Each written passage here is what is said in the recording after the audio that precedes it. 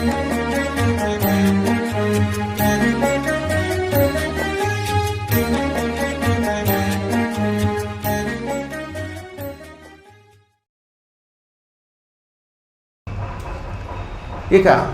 ఈ ప్రభాస క్షేత్రంలో మరొక ఉత్తమమైనటువంటి గొప్ప కథ ఒకటి తెలుసుకోవాలి. ద్వారకాధీశ మందిరంలోనే బలరాముడికి కూడా గుడి ఉంది. బలరాముడి గుడి చూసిన వాళ్ళు ఉన్నారా?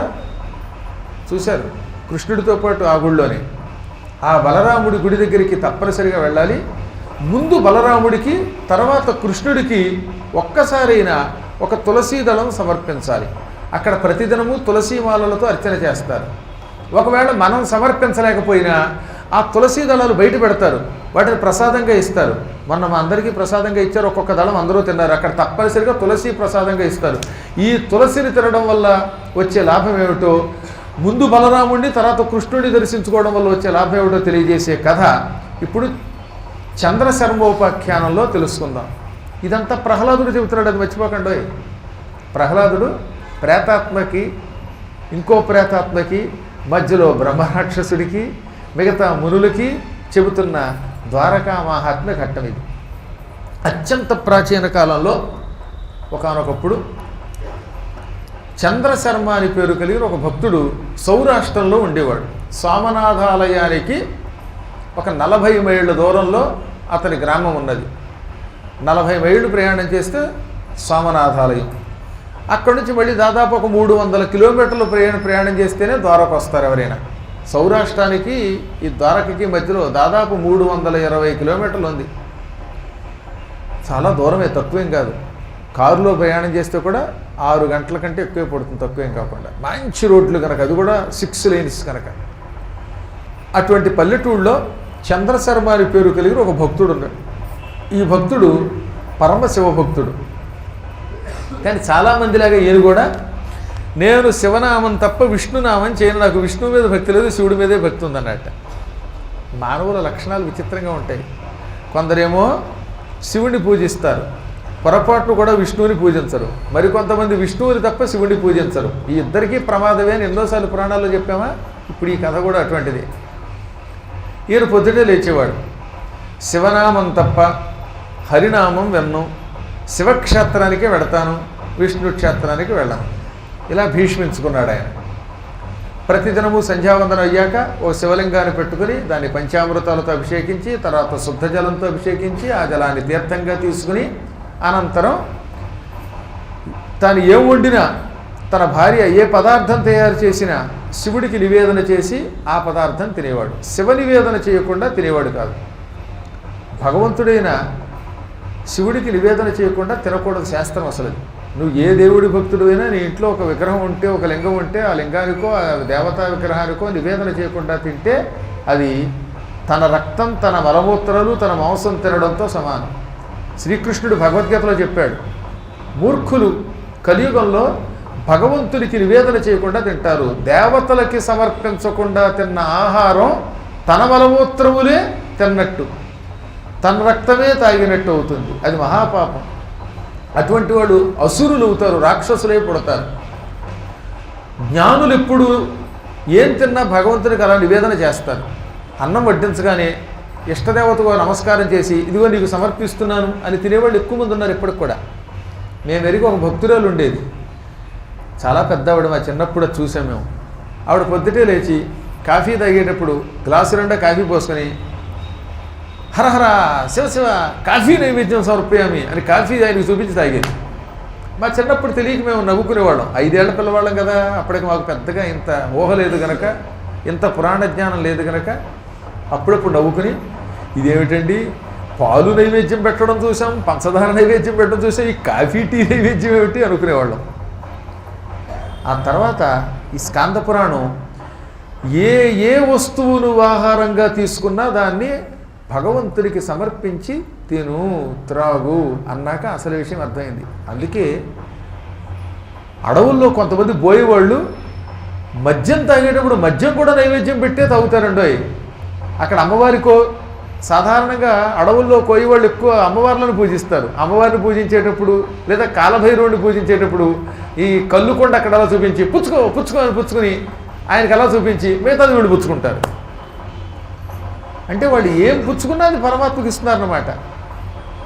అంటే ఇప్పుడు మీరు ఇంటికి వెళ్ళి చేసాలు ఇమ్మని కష్టమా? ఒకవేళ ఏం తిన్నా ఏం తగినా మొత్తం మీద పరమాత్మకి సమర్పించడం అది ధర్మం. హరికి సమర్పణ చేయవలసిందే. పరమేశ్వరార్పణంబుగ పరజనులకు భిక్షయిడిన పరలోకమునంబరగెదరట తుది సాక్షాత్ పరమేశుడు భిక్ష చేయ ఫలమెట్టిదియో. ఇంటికి అడుక్కోవడానికి వచ్చిన వాళ్ళు వస్తే, ఏ భిక్షుకులు వస్తే అడిగి సేకరించేవాడిని సంస్కృతంలో భిక్షుక అంటారు. ఒక గుప్పెడు అన్నం మనం పెట్టేవాళ్ళం కనుక పూర్వం, ఒక గుప్పెడు బియ్యం వేసేవాళ్ళం కనుక ముష్టివాడు అన్నారు. ముష్టి అంటే గుప్పెడు అనమాట. ఒక గుప్పెడుతో బియ్యం వెయ్యండి ఎవరికైనా, ఆ బియ్యం పుచ్చుకునేవాడు ముష్టి బియ్యం పుచ్చుకున్నాడు కనుక వాడు ముష్టివాడు. మనం పెట్టే అన్నం తింటున్నాడు కనుక భిక్షుకుడు. ఆ అన్నం భిక్షాన్నం. ఇలా మన ఇంటికి వచ్చిన భిక్షుకులకి, యాచకులకి ఏదన్నా వేసేటప్పుడు పరమేశ్వరార్పణ వస్తు అన్నావా, ఈ ఆహారాన్ని పరమేశ్వరుడు తింటాట. తినేది ముష్టివాడు కాదు, నిజంగా పరమేశ్వరుడే తింటాడు. పైగా దానివల్ల మనకు ఎంతో పుణ్యం వచ్చి ఉత్తమ లోకాలకు ఎడతాం. అటువంటిది మనం ఏం తింటున్నా పరమేశ్వరుడికి నైవేద్యం పెడితే, ఆయన దానిని భిక్షగా సేకరిస్తే ఇంక వాడు పొందే ఫలితం ఎటువంటిదో చెప్పలేము అంటాడు భాగవతంలో.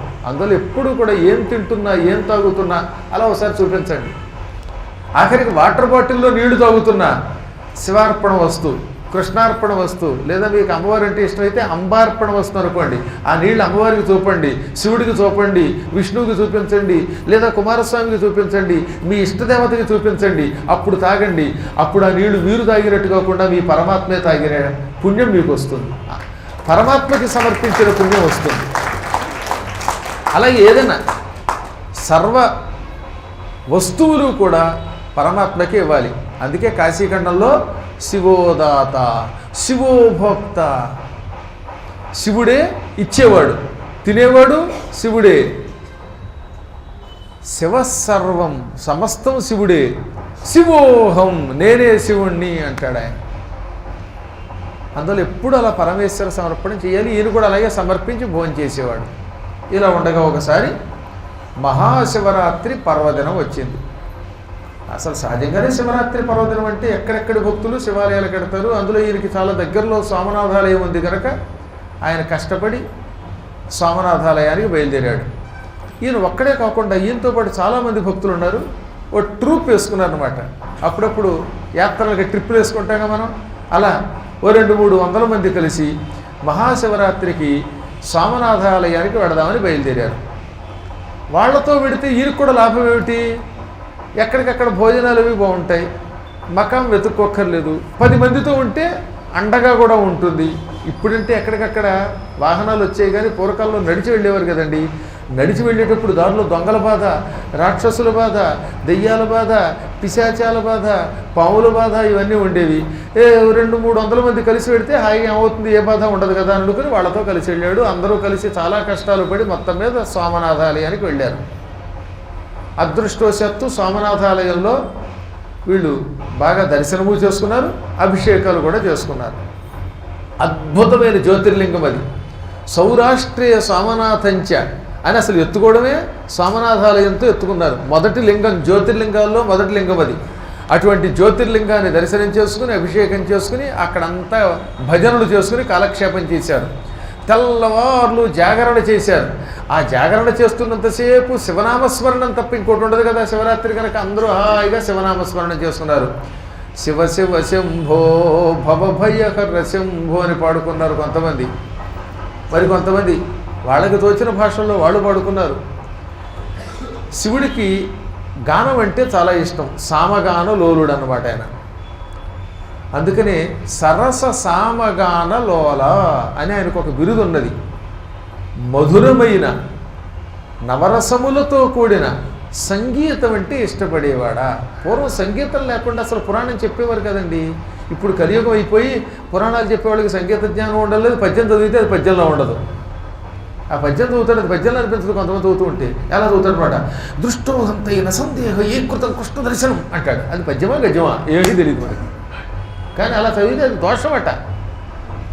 పరమాత్మునికి గానం అంటే ఇష్టం. అందుకే లవకుశులు రామాయణ శ్లోకములను గానము చేశారని ఉన్నది రామాయణంలో.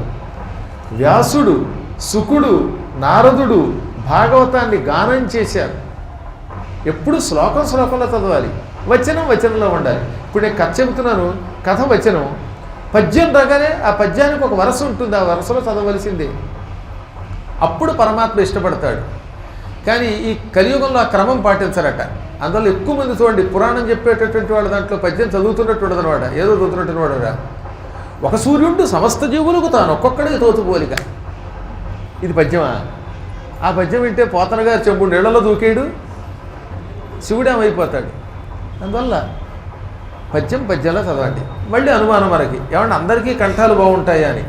నీ కంఠం బాగుండక్కర్లా, నువ్వు పద్యం పద్యంలో చదవడం మొదలు పెడితే మెచ్చుకుని పరమాత్ముడే నీకు కంఠం ఇస్తాడు. అసలు నువ్వు ప్రయత్నం చేస్తే కదా. నేను చాలామంది చూశానండి, ఉత్తప్పుడు వాళ్ళ కంఠం బాగుండదు, కానీ భగవంతుడి మీద పాటలు పాడేటప్పుడు ఆ కంఠం ఎంతో మధురంగా ఉంటుంది. ఈ దిక్కుమాల పాటలు వస్తాయి కదా ఇప్పుడు, ఆ పాటలకు ఏమర్థం ఉంది? రే రే రే రే రే రే అంటాడు. ఏమిటో తెలియదు. అది ఆ గొంతుకులో ఒకేసారి గాడిద, కుక్క, నక్క, పిల్లి, పిశాచం అన్నీ కలిసి ఉన్నట్టుగా కంఠాలు. ఏం కంఠాలు అవి? రామరామ అవే. అప్పుడు శివుడు ఆ దెబ్బకి అడిగి పారిపోవడం. ఓ చోట ఆంజనేయ స్వామి వారికి ఉత్సవాలు జరిగాయండి. నిజంగా జరిగింది. మా చిన్నప్పుడు, నేను చెబుతున్నది హాస్యం అనుకోకండి, నిజంగా జరిగింది చెబుతున్నాను, కానీ నవ్వు వస్తుంది మనకి. మా ఊళ్ళో ఆంజనేయ స్వామి గుడి ఒకటి ఉండేది. మా చిన్నప్పుడు ఎన్నో ఊళ్ళు తిరిగాము. మా నాన్నగారు ఉద్యోగరీత్యా ఓ ఊరిలో ఓ ఆంజనేయ స్వామి గుడి, అక్కడ ఒక ఉత్సవమూర్తి ఉంటే ఆ స్వామివారిని సువర్చలా సమేతంగా ఉత్సవమూర్తుల్ని ఇలా టేబుల్ మీద పెట్టి ఉత్సవాలు చేశారు. రెండో రోజు ఉత్సవమూర్తులు మాయమైపోయాయి, ఏమిటో తెలియదు. అప్పుడు మా నాన్నగారి దగ్గరకు వచ్చి, ఏంటంటే ఉత్సవమూర్తులు మారిపోయాయి, ఇలాగా అసలు కనబడడం లేదు. టేబుల్ ఉంటుంది కదా, ఇప్పుడు టేబుల్ మీద శివపార్వతులు ఉన్నారా లేదా? హఠాత్తుగా రాత్రికి రాత్రి మాయమయ్యారు. పోనీ అక్కడ దొంగలు లేరు, ఆ ఊళ్ళో దొంగలున్నా దొరుకుతారు కూడా, ఎందుకంటే అక్కడ రాత్రి అంత దిట్టమైన కాపలా ఉంది. కాపలా వాళ్ళకి తెలియకుండా విగ్రహం పట్టుకెళ్ళడం అసంభవం. కానీ 7 రోజులు జరుగుతున్న ఉత్సవాల్లో రెండో రోజున విగ్రహం ఎందుకు మాయమైపోయిందంటే, మా నాన్నగారు అడిగారు, ఇక్కడ ఉత్సవం జరుగుతున్నప్పుడు రాత్రిపూట ఏం చేస్తున్నారు అనగానే, రాత్రిపూట రికార్డింగులు పెట్టామండి అన్నారు. అప్పట్లో గ్రామ్ఫోన్ రికార్డులు ఉండేవి. ఏమిటా రికార్డు? లే లే లే లే లే మహారాజా, ఇది పాట. 5-6 సార్లు ఆ పాట పెడితే దాంతో ఆంజనేయ స్వామి వారికి భయమేసి మాయమైపోయారట. ఆ పాట ఆపండి, ఈసారి రావో ఈ ఆంజనేయ అని పెట్టండి అన్నారు ఆయన. నిజంగా నేను పాడితే వచ్చేసేయండి విగ్రహాలు. ఇది నేను చూశాను, ఇది నా కళ్ళారా చూశాను.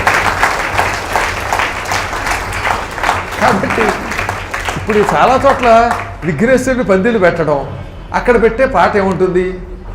ఏదో flute flute flute flute flute flute అంటే దాంతో అక్కడ పారిపోక ఏమైపోతాడు? ఏమేమో పాటలు పెట్టకండి, అక్కడ చక్కగా అందంగా విఘ్నేశ్వరుడి మీద పాటలు పెట్టండి. ఆ విఘ్నేశ్వరుడి పాట అర్థమయ్యేలా పెట్టండి. జటాకటాహ సంభ్రమత్ అనే స్తోత్రం చక్కగా పెట్టండి. అంతేగాని ధరాధరేంద్రుడగ్ని అంటే అసలు అది ఏం అర్థం కాదు. ఆ దెబ్బకి అక్కడ ఉన్న పార్వతీదేవి హడిని పారిపోతుంది, మళ్ళీ అక్కడ ఉండదు కాకుండా. ఇలా అన్నానని ఏమనుకోకుండా, అనుకున్నా నాకు వచ్చిన భయము లేదు. హాయిగా చక్కగా ఎలా ఉంటే అలా మీ కంఠానికి పదులు పెట్టి ఇంట్లో కూర్చొని ఒక్క 2 నిమిషాలు భజన చేసుకోండి హాయిగా. మా కంఠం బాగులేదు అనుకోకండి, చెప్పండి శంభో శంకర గౌరీశ, శంభో పతిత పావన పరమేశ, శంభో శంకర గౌరీశ, పతిత పావన పరమేశ.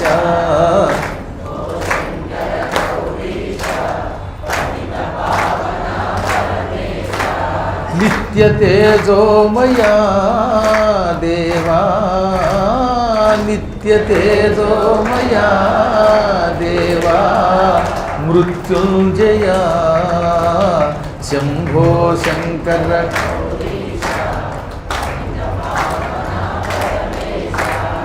శివపద సేవే పరమార్థం, భవపద స్మరణే చరితార్థం. శివపద సేవే పరమార్థం, భవపద స్మరణే చరితార్థం. శంకర గౌరీశ, శంభో శంభో శంకర గౌరీశ నిత్య తేజోమయా దేవా నిత్య తేజోమయా దేవా మృత్యుంజయ శంభో శంకర గౌరీశ శంభో శంకర గౌరీశ ప్రళయ గంభీర తాండవ కేళీలోలా ప్రళయ గంభీర తాండవ కేళీలోలా ప్రణవలీలా కరుణామయ శంభో శంకర గౌరీశ పతిత పావన పరమేశ శంభో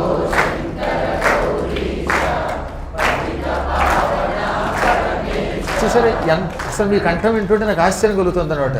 మీ కంఠం కంటే నా కంఠమే తక్కువగా ఉంది. ఇది అద్భుతమైన కంఠం. కారణం భక్తితో పాడుతున్నారు. భక్తితో పరమాత్ముని యొక్క లీల పాడాలి, ఆయన నామం స్మరించాలి అనుకున్న వాళ్ళ కంఠాలు పరమ మధురంగా తయారవుతాయన్నారు ఉదాహరణ మీరే. కాబట్టి ఇంటికి వెళ్ళినప్పుడు సంకీర్తనం చేయండి. ప్రొద్దుట కూడా చెప్పాను, అప్పుడప్పుడు చక్కగా మన పీఠానికి ఆ హిమగిరి నగర్కి వెళ్ళండి. 2వ వీధిలో కదా అది, హిమగిరి కాలనీలో రోడ్డు నెంబర్ 2లో వీళ్ళు చెబుతారు అప్పుడప్పుడు. ఇక్కడ మీ వీళ్ళంతా మీరే కదా, మీరు తప్ప ఎవరున్నారు? అక్కడికి వెళ్ళండి. వెళ్ళి ఏ ఆదివారం ఇంచుమించుగా 9ంటికో 10ంటికో వెళ్ళేదంతా శుభ్రం చేసి ఒక్క పావు గంట కూర్చొని శివుడి మీద నీళ్లు పోసి ఆ తర్వాత ఇలా శంభో శంకర అని పాడండి. ఆంజనేయుడు ఉన్నాడు, ఆయన మీద పాట పాడండి, ఎంత ఆనందపడిపోతాడు. రాముడు ఉన్నాడు, పాడండి. పక్కన కృష్ణుడు ఉన్నాడు, హాయిగా కృష్ణుడి మీద పాట పాడితే పరవశించిపోతాడు. ఎక్కువసేపు అక్కర్లా, ఒక అరగంట పావు గంట కొంత సమయం కేటాయించి అలా పాడితే కంఠంలోనూ మాధుర్యం పెరుగుతుంది, ఆయన ఆనందపడిపోతాడు. పరమాత్మునికి ఉన్న లక్షణం ఏమిటంటే సులభంగా వశమవడం అన్నమాట. ఒక్క నామానికి సంతోషిస్తాడు, ఒక్క పుష్పానికి సంతోషపడతాడు, ఒక్క పత్రి ఒక్క రేకు వేస్తే సంతోషపడిపోతాడు. ఏమీ లేకపోతే 2 చేతులు జోడించి నమస్కారం చేసినంత మాత్రం చేతనే తుష్టి పొందుతాడు. అందుకే నమస్కరణ స్మరణ మాత్ర తుష్టితరామా అన్నారు. ఒక నమస్కారం, ఒక స్మరణ, ఆ మాత్రానికే సంతోషపడతాడు పరమాత్మ. అందుకని ఆయన పరమాత్ముడు అన్నారు. ఆయనకి ఏమీ కొండంత ఇవ్వక్కర్లేదు, ఇంత ఇవ్వాలనే కోరిక లేదు ఆయనకి. ఆయన సొమ్మేగా ఆయనకి ఇచ్చేది, ఆయన కొత్తగా మనం ఇచ్చేది ఏముంది? కాబట్టి వీలున్నప్పుడల్లా భజన చేస్తారా?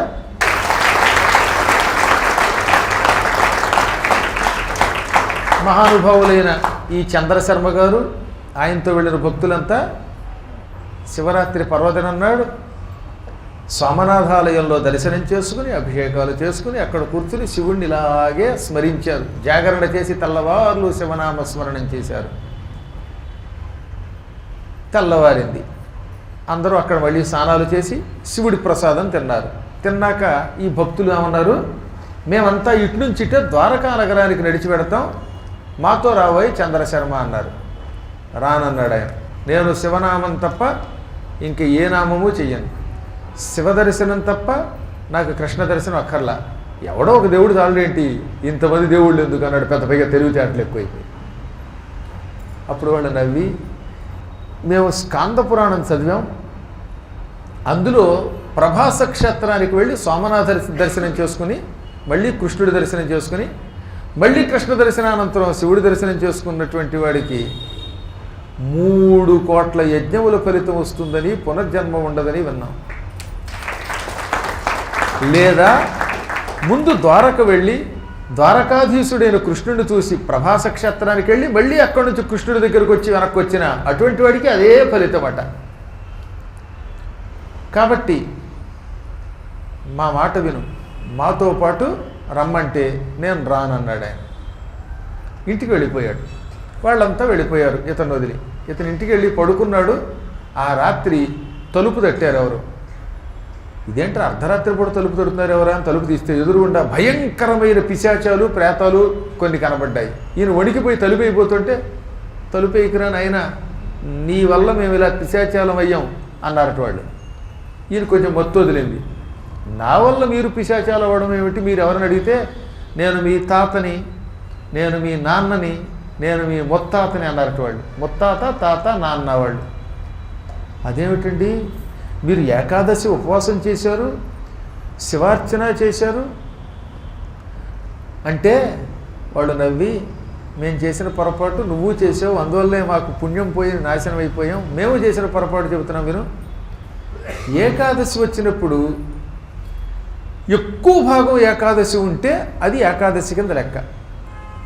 ఇందులో చెప్పిన వాటిని చెప్తున్నది. సాధారణంగా సూర్యోదయానికి ఏకాదశి ఉంటే చాలంటారా? సూర్యోదయానికి 6 గంటలకల్లా ఏకాదశి ఉంటే ఆ తర్వాత ద్వాదశి వచ్చేసింది అనుకోండి, కొంతమంది అదే ఏకాదశి అనుకుంటున్నారట. కానీ ఉదాహరణకి దశమి ఏ 9 దాకానో ఉండి 10 దాకానో, అక్కడి నుంచి ఏకాదశి మొదలయ్యి ఎక్కువ భాగం పగటిపూట ఏకాదశి ఉంటే ఎక్కువ భాగం పగలు ఏకాదశి ఉన్నదానికే ఏకాదశి వ్రతం చేయాలి. మేము ఆ రోజుల్లో పిడివాదం చేసి 6:30కే ఏకాదశి వెళ్ళిపోతున్నా సూర్యోదయ సమయం వరకు ఏకాదశి ఉందని దాన్నే ఏకాదశిగా తీసుకుని ఉపవాసం ఉన్నాం. ఆ పాపం మమ్మల్ని కొంత కొట్టింది. ఇక రెండవది, మేము శివనామస్మరణం తప్ప ఏకాదశి నాడు విష్ణువుని స్మరించలేదు. శివుడు కేశవుడు ఒకటే అని వేదములు చెబుతున్నాయి. శివాయ విష్ణు రూపాయ శివరూపాయ విష్ణువే శివస్య హృదయం విష్ణురు విష్ణోశ్చ హృదయో శివ అని చెప్పినా వినిపించుకోకుండా శివకేశవులకి భేదం పాటించాం. ఆ పాపం వల్ల వైకుంఠమునకు వెళ్ళవలసిన వాళ్ళం స్వర్గానికే వెళ్ళాం. చేసిన పుణ్యమే కనుక నరకానికి వెళ్లకుండా స్వర్గానికి వెళ్ళాం. పోనీ స్వర్గంలో అయినా సుఖంగా ఉందామా అనుకుంటే, నిన్న నువ్వు శివరాత్రి పర్వదినం నాడు పరమ పవిత్రమైన ప్రభాస క్షేత్రానికి వెళ్ళి సోమనాథుడిని చూసి అక్కడి నుంచి కృష్ణ దర్శనానికి వెళ్లకుండా పిడివాదం వేసి వెనక్కి వచ్చావు. వంశంలో ఒకడు శివకేశవ భేదం పాటించటం వల్ల ఆ పాపం వల్ల స్వర్గంలో ఉన్నవాళ్ళు కూడా నరకానికి వస్తారు. మేము నరకానికి కూడా రాలేదు, ప్రేతాత్మలం అయిపోయాం, ప్రేతాలమై అల్లాడిపోతున్నాం. మూఢుడా, శంకరార్చన చేసి కృష్ణుడిని తిట్టినా, కృష్ణుడిని అర్చించి శంకరుణ్ణి తిట్టినా ఇద్దరూ నాశనం అయిపోతారు. ఈ రెండు వ్యర్థమైపోతాయి. దృష్టోహం తైర్న సందేహక యై కృతం కృష్ణ దర్శనం ఏకా మూర్తి న సందేహక మమ కృష్ణస్య నాంతరం. ఒకప్పుడు శివుడు కైలాసంలో ఏమన్నాడు? నేనే కృష్ణుడు, కృష్ణుడే నేను, మా ఇద్దరికీ మధ్యలో భేదం పాటించద్దు. నా సందేహ, అసలు భేదం పాటించద్దు, నేను చెప్పిన దాంట్లో సందేహం వద్దు. ఏకామూర్తి అంటే ఒకటే రూపం మాది. ఈ ప్రపంచంలో దేవుడు ఒకడే, పరమాత్మునికి ఒకటే రూపం ఉన్నది. అందుకని ఏకామూర్తి, మూర్తి ఒకటే. అది కొన్ని చోట్ల శివుడిగా, కొన్ని చోట్ల విష్ణువుగా పిలువబడుతున్నది. కాబట్టి మమ కృష్ణస్య నాంతరం, నాకు కృష్ణుడికి తేడా లేదు అని శివుడు చెప్పాడు. ఎక్కడ? కైలాసంలో. దృష్ట్వా మాం, ఇవన్నీ ప్రామాణిక శ్లోకాలు. అందుకే మీకోసం పుస్తకంలో ఆ శ్లోకాలు ఎక్కడున్నాయో కూడా చెబుతున్నాను. ఇది 23తమోధ్యాయములో 155వ శ్లోకం నుంచి వరుసగా ఈ శ్లోకాలన్నీ శివుడు చెప్పినవి. ప్రభాస క్షేత్రానికి రండి, శివుడు చెప్తున్నమాట. మళ్ళీ చెబుతున్నాను, ఎవరు చెప్పారు? శివుడు.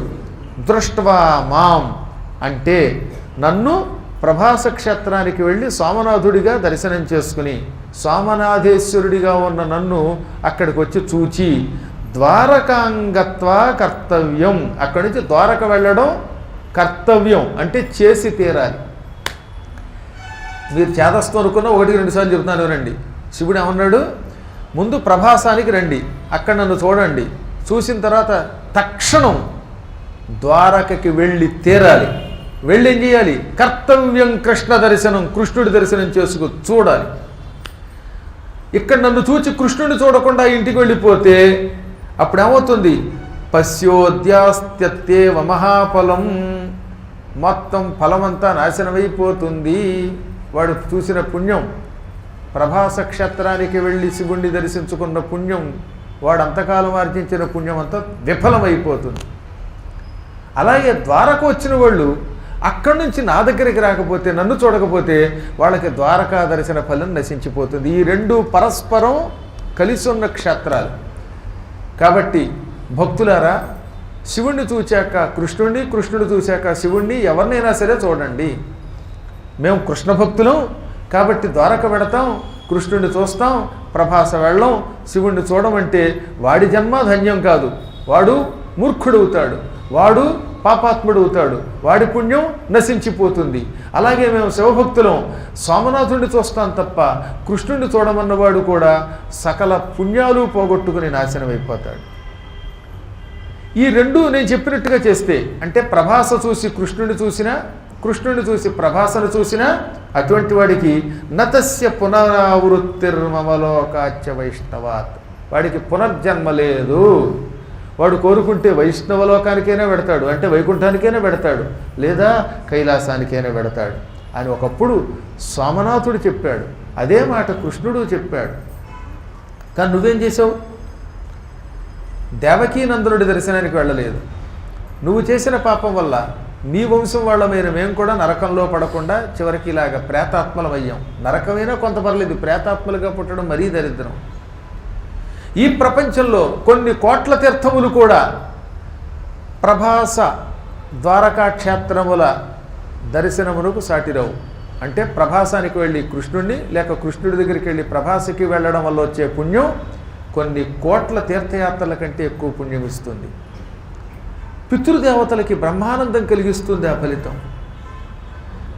ఎవరైనా విధవ ద్వారక వెళ్ళి అక్కడ స్వామిని చూసి ఆ తర్వాత మళ్ళీ ప్రభాసకు వెళ్ళి ఆ స్వామిని చూస్తే మళ్ళీ ఏ జన్మలో అయినా సరే వైధవ్యం పొందదు.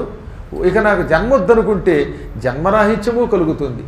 అలాగే భార్యావిహీనుడైన వాడు ఈ రెండు క్షేత్రాలని ఒకేసారి వెళ్ళి దర్శనం చేసుకుంటే, ఇటు ముందో అటు వెనకో మొత్తం మీద రెండు చూస్తే, అటువంటి వాడు ఒకవేళ పునర్జన్మ ఎత్తితే ఏ జన్మలోనూ విధురత్వం అంటే భార్యావియోగం పొందడు. కాదు నాకు ముక్తి కావాలనుకుని వింటే వాడు శ్రీ కైవల్యము పొందుతాడు. ఈ మాట చెప్పారు. శ్లోకం నెంబరు 174. యా నారీ విధవా భూత్వా కురితే ద్వారకాశ్రయం కులాయుత సహస్రంతు నయతే పరమం పదం. భర్త పోయిన స్త్రీ ప్రభాస క్షేత్ర దర్శనానంతరం కృష్ణుడి దర్శనం చేసుకుంటేట ఆవిడ తరాల వాళ్ళు 10,000 తరాల వాళ్ళు ధరిస్తారట. ఆవిడతో పాటుగా 10,000 తరాల వాళ్ళు, ఇటు భర్త వైపు వాళ్ళు, ఇటు తన పుట్టింటి వైపు వాళ్ళు కూడా ధరిస్తారు. అలాగే భార్య పోయిన భర్త గారు ఈ పని చేస్తే ఈ భర్త గారికి 10,000 తరాల వాళ్ళు అటు ఇటు కూడా, అంటే మామగారి వైపు వాళ్ళు తండ్రి వైపు వాళ్ళు కూడా తరిస్తారు. 10,000 తరాలను తరింపజేస్తాడండి వాడు. మీలో చాలామంది అదృష్టవంతులు కనుక నాతో వచ్చారు.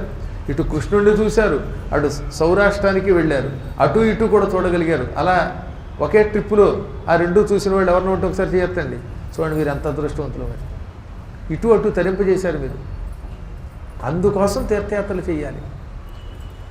ఇంకా ఇక్కడ చెప్పాడు, తులసీదళమాలాంతు కృష్ణోత్తీర్ణాంతు యోవహేత్. కృష్ణుడి మెడలో వేసి తీసేసిన తులసీమాల ఉంటుందే, అది ఒక్క దళమైనా తీసుకుని కళ్ళకద్దుకొని రోట్లో వేసుకోండి.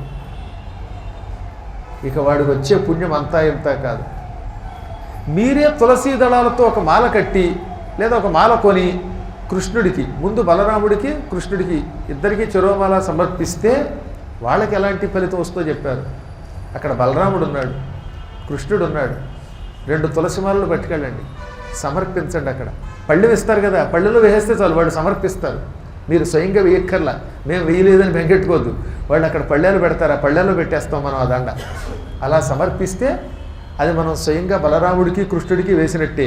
ఒకవేళ వాళ్ళు వెయ్యకపోయినా కూడా మనం ఇచ్చాం కనుక మనం సమర్పించిన పుణ్యమే పొందుతాం. అలా సమర్పించిన వాళ్ళ పుణ్యం ఏమిటో తెలిసిన, పత్రే పత్రేస్య మేధానాం దశానాం లభతే ఫలం. పత్రే పత్రే ఆకాక్కి అనగా తులసి మాల ఇచ్చారు. ఆ తులసి మాలలో ఎన్ని ఆకులు ఉన్నాయో లెక్క పెట్టగలమా? ఒకవేళ మీ అదృష్టం బాగుండి ఒక 100 తులసీ దళాలతో ఒక మాల కట్టారు అనుకుందాం, లేదా 200 ఆకులతో ఓ మాల కట్టి కృష్ణుడికి ఇచ్చారు, బలరాముడికి ఇచ్చారు. అందులో ఎన్ని ఆకులు ఉన్నాయి? ఒక 200 ఆకులు ఉన్నాయి అనుకుందాం మాట వరసకి. ఒక ఆకుకి 10 అశ్వమేధ యాగములు చేసిన ఫలితం వస్తుందట. పత్రే పత్రే అశ్వమేధానాం దశానాం లభతే ఫలం అన్నారు. ఒక తులసీ దళమునకు 10 అశ్వమేధ యాగముల ఫలితం. 200 దళాలు ఇస్తే 200 × 10 2000 అశ్వమేధ యాగములు చేసిన ఫలితం నీకు వస్తుంది. అసలు ఈ కలియుగంలో అశ్వమేధయాగం ఎవడు చేయగలడు? అసంభవం. కలియుగంలో అసలు అశ్వమేధమే లేదు, చేయడానికి కుదరదు. ఎందుకంటే పూర్వం మహారాజులు కనుక గుర్రాన్ని వదిలేవారు, ప్రపంచం అంతా తిప్పేవారు, శత్రువులు జయించేవారు. ఇప్పుడు గుర్రాన్ని వదలడము లేదు, శత్రువులు ఆ గుర్రాన్ని పట్టుకుంటే విడిపించడము కుదరదు. కాబట్టే కలియుగంలో లేదు కనుక అశ్వాలంభం లేదు పొమ్మన్నారు కలియుగంలో. అటువంటిది 2000 అశ్వమేధయాగాల ఫలితం పొందాలంటే ఓ 200 దళములతో కూడిన తులసీమాలని ఇటు కృష్ణుడికి అటు బలరాముడికి సమర్పిస్తే చాలు పొమ్మన్నారు. ఈ ఎంత భాగ్యం! ఏమండి మేము ఇవ్వలేమండి అన్నవాళ్ళు శ్రీకృష్ణుడి మెడలోనో బలరాముడి మెడలోనో వేసిన తులసీమాలని సేకరించండి. అందులో ఒక్క ఆకు తీసుకున్నా చాలు, 10 అశ్వమేధయాగాల ఫలితం మీకు వస్తుంది. 10 అశ్వమేధయాగాల ఫలితమే చాలు. అసలు మహాపుణ్యం అది. ఇక వాడికి అలాంటి వాడికి నైవాస్తి పాతకం, పాతకమే లేదు, పొరపాటు కూడా పాపం ఉండదు. వాడు శాశ్వతంగా పుణ్యాత్ముడు అవుతాడు, ఎల్లప్పుడూ కృష్ణుడికి ప్రీతిపాత్రుడు అవుతాడు. సదా ప్రేతమానస్తస్య సదా ప్రేతమనాస్తస్య కృష్ణో దేవకీ నందన అన్నారు. శ్రీకృష్ణుడికి ఎల్లప్పుడూ ప్రీతిపాత్రుడు అవుతాడట ఈ తులసీ దళం సమర్పించినవాడు, ఆ దళం తిన్నవాడు. కాబట్టి చంద్రశర్మ, నీ పాపం వల్ల మేమంతా ప్రేతాత్మలమయ్యాం, నువ్వు ద్వారకు వెళ్ళు అంటే అతడు పశ్చాత్తాపంతో ఆ క్షణమే ద్వారకా నగరానికి బయలుదేరాడు. ఆ ద్వారక వైకుంఠం అని గ్రహించాడు. శివకేశవులకు భేదం పాటిస్తే ఎంత ప్రమాదమో కనిపెట్టాడు ఆయన. ఇవాళ తెలిసి కానీ తెలియక కానీ చాలామంది అలాంటి పొరపాట్లే చేస్తున్నారు. కృష్ణుడిని పూజిస్తారు, శివుడిని తిడతారు కొందరు, శివుడిని పూజిస్తారు కొందరు, కృష్ణుడిని తిడతారు కొందరు. ఈ ఇద్దరూ భయంకర నరకాలకైనా పెడతారు, లేదా ఇలా ప్రేతాత్మలై అల్లాడిపోతారు. వాళ్ళని ఎవ్వడూ రక్షించలేడు, వాళ్ళ పుణ్యాలు కూడా వాళ్ళు వెంటరావు. కాబట్టి ఎప్పుడూ శివకేశవుల మధ్యలో భేదము పాటించరాదు, రాదు రాదని చెప్పారు అన్ని పురాణాలు చెప్పాయి. ఇక్కడ ఇది కూడా అదే చెబుతున్నది, స్కాంద పురాణం కూడా. మహానుభావుడు కనుక చంద్రశర్మ అదృష్టం బాగుంది కనుక పితృదేవతల ఆజ్ఞని శిరోధార్యంగా భావించి కాలినడకన బయలుదేరాడు. శ్రద్ధగా కృష్ణుడిని స్మరించుకుంటూ వెళ్ళాడు. ఎప్పుడూ శివనామస్మరణ తప్ప కృష్ణనామస్మరణ చెయ్యనటువంటి వాడు కృష్ణ కృష్ణ కృష్ణ అనుకుంటూ బయలుదేరాట. నిజంగా కృష్ణుడిని తలుచుకుని ఆనందం పొందలేదంటే వాడి జన్మ దండుకు కదా. కృష్ణుడి లీలలు, కృష్ణుడి నామం, కృష్ణుడి కథ అన్నీ మధురమే. అందుకే మధురాధిపతే అఖిలం మధురం అన్నారు. కృష్ణుడికి సంబంధించి ఏదైనా మధురంగానే ఉంటుంది, పరమ మాధుర్యంతో ఉంటుంది. పాపం ఒక భక్తురాలు పెట్టిందండి నిన్న ఒక మెసేజ్, మా కుర్రాడు చూపించాడు. ఎంత ఆనందపడిపోయిందో, గురువుగారు ఈ పూట మా జన్మ ధన్యమైపోయిందండి, ఈ లీలలు వింటూ ఉంటే శరీరం అంతా గగురుపాటుకు గురైపోయింది, మీరు చెబుతూ ఉంటే ఈ ప్రభాసఖండం అందులో కృష్ణుడికి సంబంధించిన విశేషాలు చెబుతూ ఉంటే మేము అక్కడికి వెళ్ళిపోయాం, మేము ప్రపంచం మరిచిపోయాం అని కొంతమంది సంతోషంతో చెప్పారు. అది నిజం. అది పూర్వజన్మ సుకృతం ఉన్నవాడికి కృష్ణలీలలు వింటూ ఉంటే శరీరాన్ని మరిచిపోయే లక్షణం వస్తుంది. మయ్యి మరిచిపోవుట అంటారు దాన్ని. మయ్యి అంటే శరీరం, మయ్యి అన్నా మే అన్నా మెయ్యి అన్నా శరీరం. మయ్యి మరచిపోయారు అంటే ఒళ్ళు మరిచిపోయారు అనమాట. అలా లోకానికి వెళ్ళిపోతారట. వాళ్లే కాసేపు గోపికలు అయిపోయారు, వాళ్లే కృష్ణుడు అయిపోయారు, బృందావనంలో విహరించేవారు, ఆనందంతో పరవశించిపోయారు వాళ్ళు. మన భక్తులు ఆ పరాకాష్ఠ స్థితికి వెళ్ళారన్నమాట.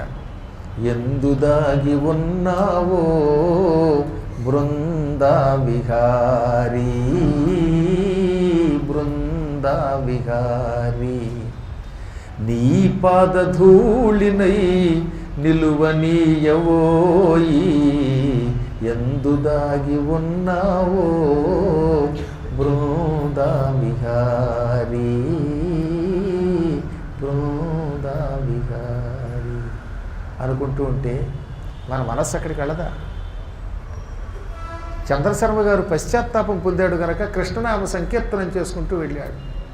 కృష్ణుడికి సంబంధించిన శ్లోకాలు భాగవతాల్లో ఉన్నాయి.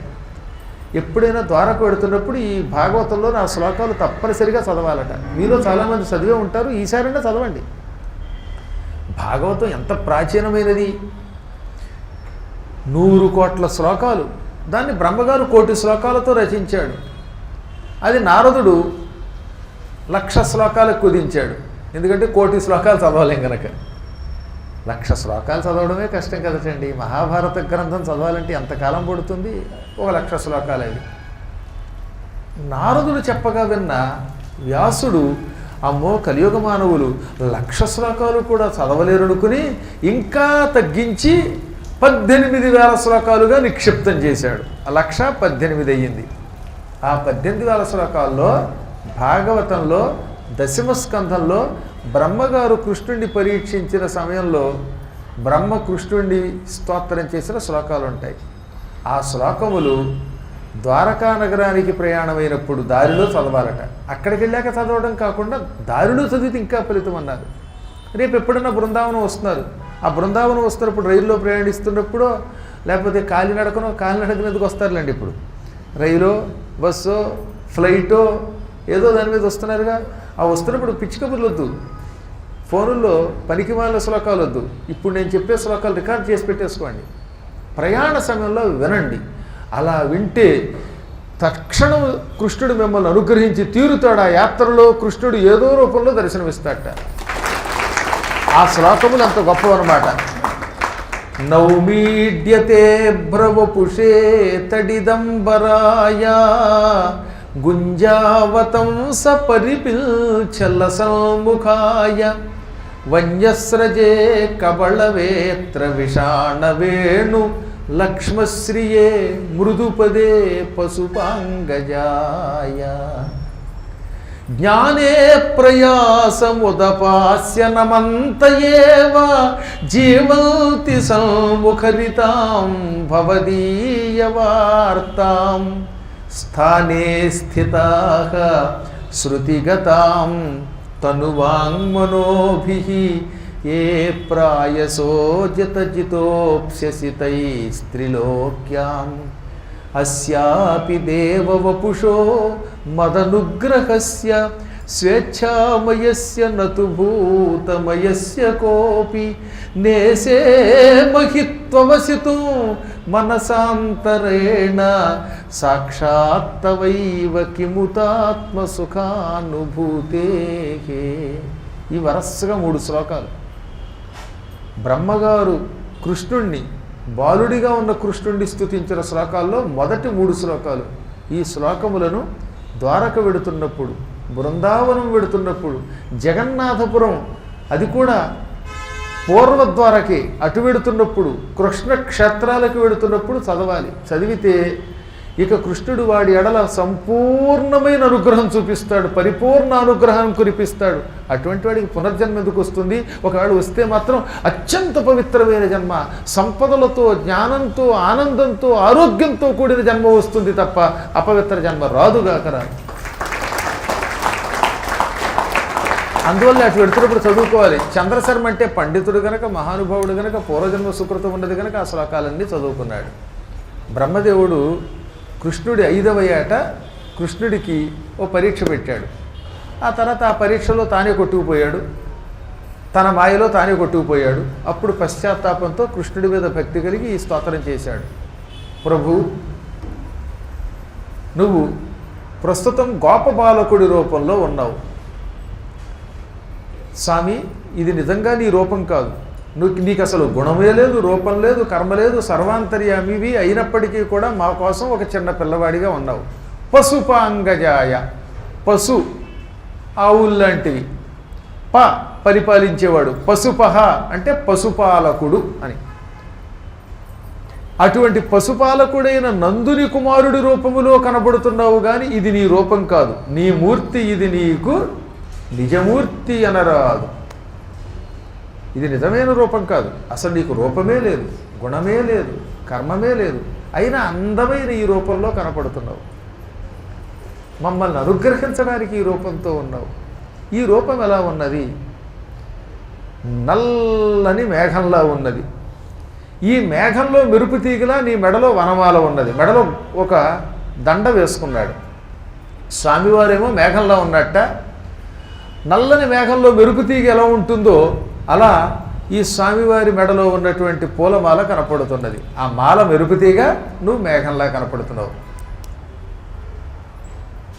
ఈ రూపంలో నీ చేతిలో ఒక పిల్లనగురవి ఉన్నది, మురళి ఉన్నది, మరో చేతిలో వెదురు బెత్తం ఉన్నది, ఎర్రని తామర పువ్వులా ఉన్న చేతిలో పెరుగన్నం ముద్ద పెట్టుకున్నావు. ఏమిటా ముద్ద? పెరుగన్నం. దధ్యన్న కవళం. అది ఎలా ఉంది చూడడానికి? పెరుగు ముద్దేమో తెల్లగా ఉంది, చేతులు ఎర్రగా ఉన్నాయి. ఈ ఎర్రని చేతి కాంతి పెరుగన్నం ముద్ద మీద పడి చేతిలో ఉన్న తెల్లని పెరుగన్నం ముద్ద పెద్ద పగడంలాగా, అద్భుతమైన పగడంలో ఉన్నదట. పద్మరాగ మణిలాగా ఉన్నదట. సంస్కృతంలో పద్మరాగం, తెలుగులో పగడం లేకపోతే కెంపు అంటాం. అలా కనపడుతున్నది. ఈ పెరుగన్నం ముద్ద నోటి దగ్గరికి తీసుకొస్తున్నప్పుడు ఏ కాంతి లేనప్పుడు తెల్లని ముత్యంలా ఉంది. నీ శరీరము కాంతి దాని మీద పడినప్పుడు నీ కాంతి నీలంగా ఉండడం వల్ల తెల్లని పెరుగు మీద ఈ నీలకాంతి పడి అది ఇంద్రనీలమణిలా ఉన్నది. అలా కనపడుతున్న నీకు నమస్కారం. ప్రభు, కొండగోగు పువ్వులు, పసుపచ్చని పువ్వులు, మల్లె పువ్వులు ఇవన్నీ కలిపి ఒక దండ కింద కూర్చి మెడలో వేసుకున్నావు. ఈ పువ్వులు ఏ జన్మలో ఏ పుణ్యం చేసుకున్నాయో, ఏదో చెట్టుకి పూసి నేల మీద రాలి పడిపోకుండా అసలు జన్మే లేకుండా చేసే నీ మెడలోకి వచ్చాయి. ఎంత అదృష్టం అండి ఇది! ఏ కొప్పులోకో చేరకుండా నేల మీద రాలిపోకుండా మహానుభావ పరమాత్మ నీ మెడలోకి చేరాయి. అటువంటి నీకు నమస్కారం. నీ చెవులకి గుంజావి నిర్మిత కొండలంబులవానని తెలుగులో రాశారు. గుంజావతమస పరిపించ లసన్ముఖాయ. ఆయన చెవులకి కుండలాలు ఉన్నాయట. ఆ కుండలాలకి గురివింద పూసలు పెట్టుకున్నట్టు, పైగా ఏదో మణులు పెట్టుకోకుండా గురివింద పూసలతో గొచ్చబడిన చెవులకు కుండలాలు ధరించావు. నీ చెవులకున్న కుండలాలకి గురివింద పూసలు గొచ్చబడ్డాయి. ఇంకా చేతిలో పెరుగన్నం ముద్ద. సిఖిపించవేష్టిత శరమువా అని మంచి ఒత్తైన జుట్టు ఉంటుంది కృష్ణుడికి. కృష్ణుడి జుట్టు ఓడదు. మన మానవుల జుట్టు అయితే ఊడిపోతుంది, కానీ ఆయన జుట్టు అలా అంతకంతకంతకే పెరిగిపోతూ ఉంటుంది. ఆ అందమైన జుట్టు మీద ఏముందట? నెమలి పింఛం ధరించాట. గుంజావతంస పరిపించ లసన్ముఖాయ అదనమాట. గురివింద పూసలు గొచ్చబడిన కుండలాలు ఉన్నాయి చెవులకి, జుట్టున్నది, ఆ జుట్టులో నెమలి పింఛం ఉన్నది. ఇంకా ముఖం నగుమొగంబువాడు, ఎప్పుడు నవ్వుతూ ఉంటాడు ఆయన. అది అదృష్టం అండి. నవ్వడం ఒక అదృష్టం, నవ్వకపోవడమే పెద్ద రోగం. అంటే దరిద్రపు రోగం ఏంటంటే నవ్వకపోవడం. అంటే ఎవడో చెప్పేట సీరియస్గా ఉండాలని. కొంతమంది పురాణం చెబుతాడు, చెప్పేవాడు అలాగే బిగుసిపోయి కాలిపోయిన కట్టెలలాగే ఉంటుంది, అలా చెప్పుకుపోతాడు వాడు. ఒక్క హాస్యం ఉండదు. కూర్చున్నవాడు కూడా ఏమంటే ఏం ప్రమాదం, ఏదో కెమికల్ ఫ్యాక్టరీలో సీరియస్గా ఉద్యోగం చేసినట్టే. సాఫ్ట్వేర్ కంప్యూటర్ పెట్టుకుంటాడే సాఫ్ట్వేర్ వాడు తొడ మీద అలా బిగుసుకుపోయి కంప్యూటర్ కొట్టుకుంటూ ఇంట్లో వర్క్ ఫ్రమ్ హోమ్ చేస్తున్నట్టుగా ఉంటుంది తప్ప ముఖం ఎక్కడ ఒక నవ్వు ఉండదండి. చెప్పేవాడికి నవ్వు ఉండదు, వినేవాళ్ళకి నవ్వు ఉండదు. బిగుసుకుపోయి సీరియస్గా శ్మశానంలో ఉన్నట్టుగా ఉంటారనమాట. ఇంకా శ్మశానంలో కూడా తోక్కులు వేసుకుంటారు ఈ మధ్యన. తగలబెట్టేటప్పుడు శవం దగ్గర కూడా ఎంత డబ్బు పోగేసేవరా నీ మొహం తగలయ్యా అని నవ్వుకుంటూ ఉంటారు. ఈ మధ్యన శ్మశానంలో కూడా టీలు తాగుతున్నారు. అది చూసాను, నాకు మతిపోయింది. ఓరి మీ ఫంక్షన్స్ వండిపోను, శ్మశానానికి ఫ్లాస్కులు తీసుకొచ్చి అందరూ ఆ శవాన్ని తగలబెడుతూ ఒక చుక్క తాగుతూ షిఫ్ట్ చేస్తున్నారు అనమాట. అదే తిలోదకాలు.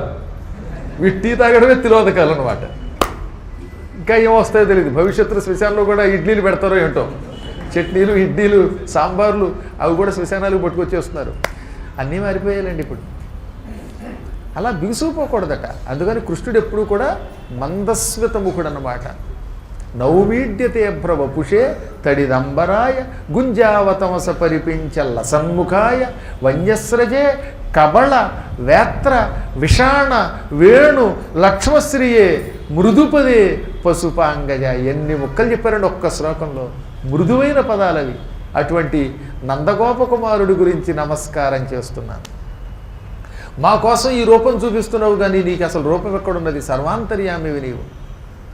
ప్రభు, ఈ ప్రపంచంలో సులభముగా భగవంతుణ్ణి పట్టుకోవడానికి ఉన్న మార్గం భక్తి. ఆ భక్తి విడిచి తక్కిన జ్ఞాన మార్గం అని, శ్వాసే ధ్యాస అని, మొహమని, అదని ఇదని ఏవో రకరకాల మార్గాల్లోకి వెళ్ళేవాళ్ళు ఉన్నారే, అటువంటి వాళ్ళు ఎటువంటి వాళ్ళు? భక్తి లేని ఈ మార్గాలు పట్టుకోవడం ఎటువంటిది అంటే, నాణ్యద్యథా స్థూల తుషావఘాతినాం. బియ్యం కావాలని పొల్లు దంచడం వంటిది. వ్యవసాయం చేసేవాడికి తెలుస్తుంది. పూర్వం ఇలా తూర్పార పట్టేవారు చేటతోటి ఈ ఒడ్లు. అప్పుడు అందులో బియ్యం గింజలు ఉండే ఒడ్లన్నీ ఒక చోటకు వస్తాయి, గింజలు లేనటువంటి పొల్లు ఉంటుంది, అందులో ఏముండదు, ఓకలాగా, అది పక్కకి వెళ్ళిపోతుంది. ఆ ఓక ఎంత ఉందట, ఆ ఓక తెచ్చి రోట్లో వేసేట, బియ్యం కావాలని దంచేట, దంచితే మాత్రం అందులో బియ్యం కింద ఎందుకు వస్తుంది, అది పొల్లు.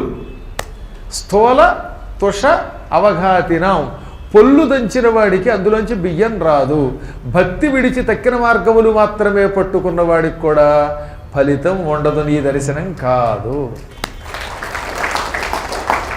ఇది బ్రహ్మ చెప్పిన శ్లోకం, అందుకే ఈ చదువుకుంటూ పెడితే మనకు భక్తి లభిస్తుంది. దీనికి పోతన గారు అనువాదం చేస్తూ, శ్రేయములు కురియు భక్తిని చేయక కేవలము బోధశక్తికి తపముంజేయుట విఫలము.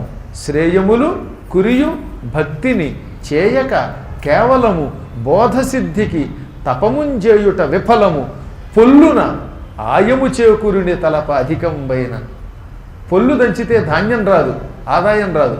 అలాగే కేవలం ఇతరులకు బోధించడానికి తపస్సు చేయటం దండగా, భక్తి లేకపోతే. కాబట్టి అన్నిటికీ భక్తే మూలము. భక్తి భక్తి భక్తి, భక్తితో కూడిన జ్ఞానం, భక్తితో కూడిన వైరాగ్యం, భక్తితో కూడిన తపస్సు, భక్తితో కూడిన దానం, ఈ విధంగా భక్తితోటే ఏదన్నా ఉండాలి. ఆ భక్తి లేకపోతే విఫలం అని చెప్పాడు ఆయన.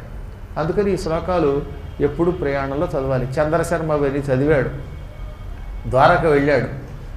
మొదటిసారిగా ఆయన కృష్ణ దర్శనం చేసుకుని పులకించిపోయి, ఎంత పొరపాటు చేశాను, శివుడే కేశవుడు, కేశవుడే శివుడని గ్రహించలేకపోయాను, అజ్ఞానంలో పడ్డాను, నీ దర్శనానికి రాలేదు, నా పితృదేవతల ధర్మమానని జ్ఞానోదయం అయ్యింది అని దర్శనం చేసుకున్నాడు. ముందే చెప్పినట్టుగా ముందు బలరాముడిని, తర్వాత కృష్ణుడిని దర్శించుకున్నాడు. తులసి మాలలు సమర్పించాడు. అందులో మాల సమర్పించాక వాళ్ళు ఇచ్చే దళం కళ్ళకద్దుకుని ప్రసాదంగా తిన్నాడు. ఒక్కరోజు కేవలం దర్శనానికి ఉంటానన్నవాడు 7 రోజులుండి సప్తాహం చేసేశాడు భాగవతం. శివకథ తప్ప కేశవ కథ విననన్నవాడు ఏకంగా భాగవతమే చెప్పాడు. అతని జాతకం మారిపోయింది. దాంతో పితృదేవతలు వైకుంఠానికి వెళ్ళిపోయారు. అప్పుడు ఆయన బయటకు వచ్చి, నాయనలారా, ప్రభాస ద్వారక, ద్వారక ప్రభాస రెండూ చూడండి అని చెప్పాడు. ఆ చంద్రశర్మ గారు ఆనాడు స్నానం చేసినటువంటి గోమతి దగ్గర రేవు ఇప్పుడు కూడా చంద్రకుండము లేక చంద్రఘట్టమని పిలువబడుతుంది. ఆ ఘట్టం కూడా ఇప్పుడు మనం అక్కడికి వెళ్తే చూడవచ్చునన్నమాట. కాబట్టి ద్వారక తప్పక వెళ్ళి తీరాలి. ప్రభాసకు వెళ్ళాక శివకేశవ భేదం పాటించరాదు అని ప్రభాసఖండం మనకి చెబుతున్నది. ఇక తర్వాత అక్కడ చూడవలసిన మరొకటి కృకలాస తీర్థం, అనగా ఓసరవెల్లి ఉన్నటువంటి తీర్థం. కృకలాసం అంటే ఓసరవెల్లి, తొండ ముదిరితే ఓసరవెల్లి. ఆ తీర్థ మహిమ మొదలైన వాటితో రేపు ఆఖరి రోజు కార్యక్రమంలో కలుసుకుంటాం. మనం యోగజాతకులం గనక 6 రోజులు ప్రభాసఖండం చెప్పుకున్నాం. అందులో భాగంగా ఈ పూట ప్రణవపీఠం భాగ్యనగర శాఖను కూడా ప్రారంభించుకోగలిగాం. శివుణ్ణి, గణపతిని, కుమారస్వామిని, కాలభైరవుణ్ణి, అమ్మవారిని, ఆంజనేయుణ్ణి, కృష్ణుడిని కూడా ప్రతిష్ఠిస్తూ ఉంటే మీరు వచ్చారు, దర్శనం చేసుకున్నారు, ఇంత ప్రసాదం తిన్నారు. ప్రసాదం వరుణుడు తిన్నిచ్చాడు. అన్నపూర్ణ పెట్టిన ప్రసాదం వరుణ దేవుడి కటాక్షంతో ఏ ఇబ్బంది లేకుండా తినగలిగారు.